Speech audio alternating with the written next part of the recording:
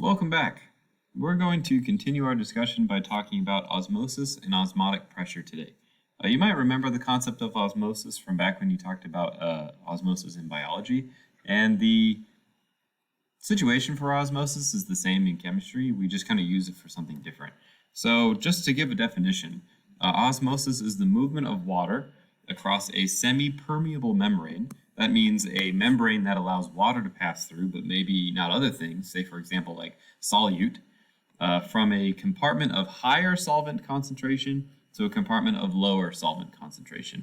So in other words, if I have a solution that has high solvent concentration, which means that it does not have a lot of solute in it, and on the other side of the membrane there is low solvent concentration, meaning that there is high solute concentration, the solvent will flow from high to low.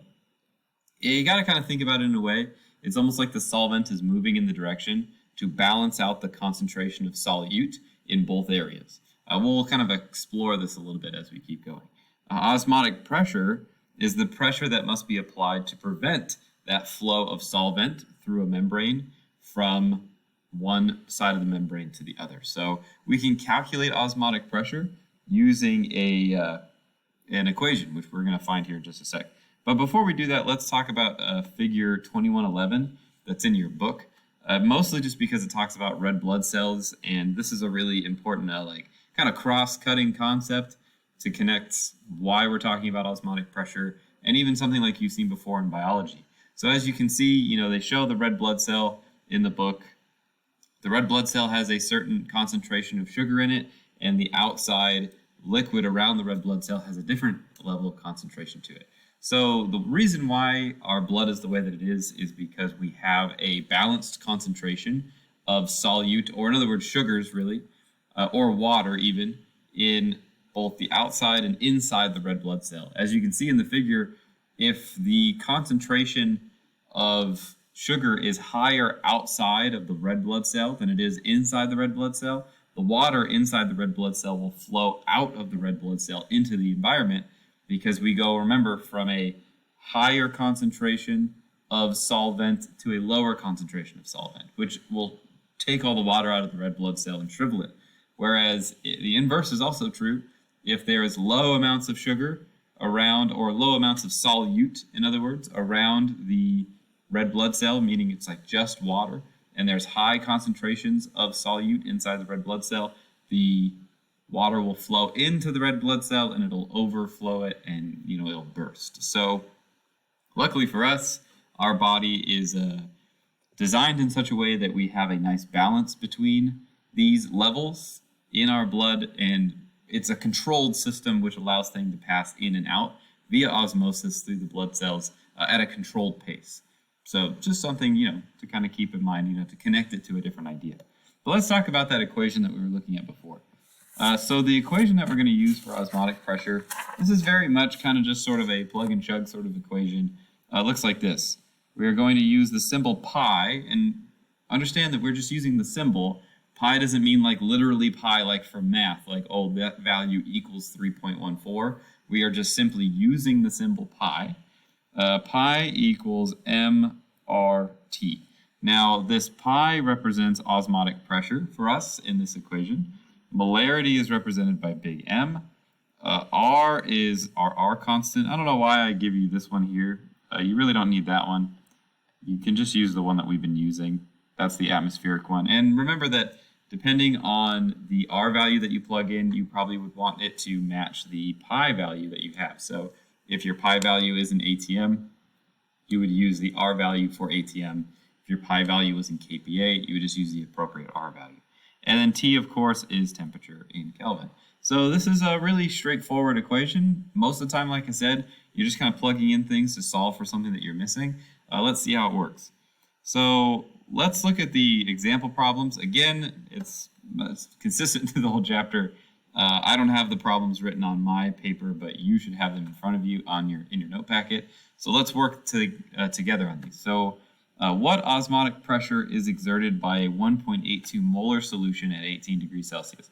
And let's just say kPa. Let's just say that we're looking for osmotic pressure in kPa, just to kind of use a couple different R constants today. So we are simply going to solve for pi. It says what osmotic pressure?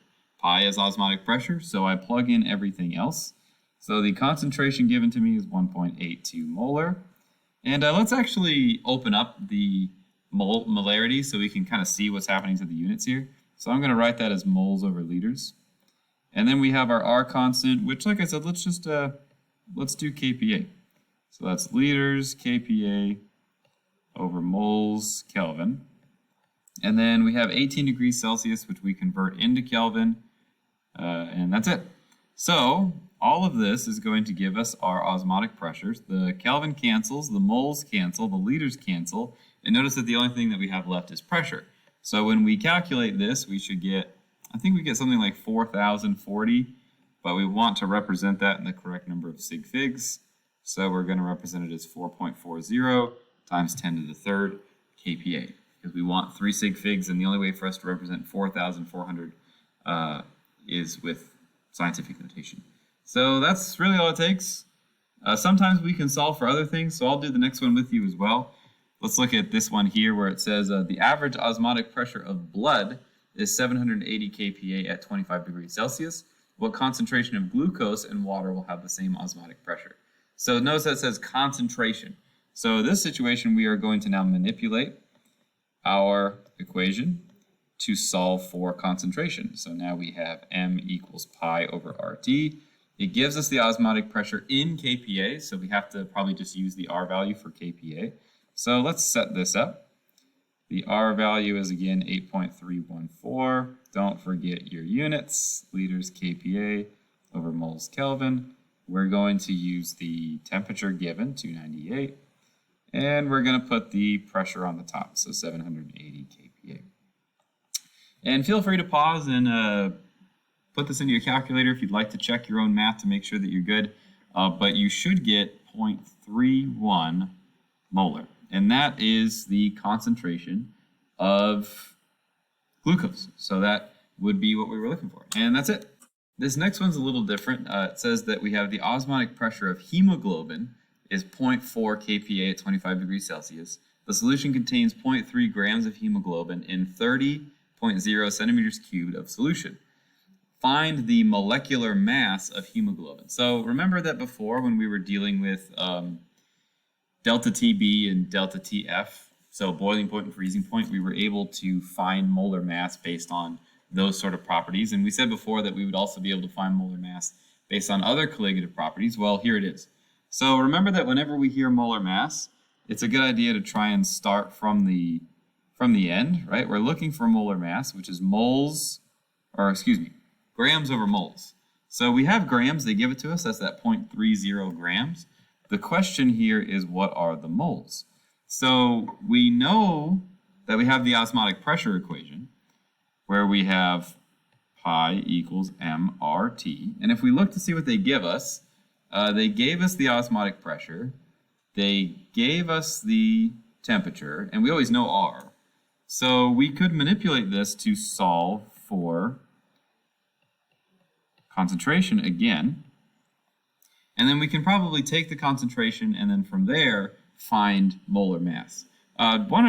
Instead of going all the way, why don't you take a second and pause and calculate concentration. And then once you have concentration, come on back and we'll find molar mass together. Okay?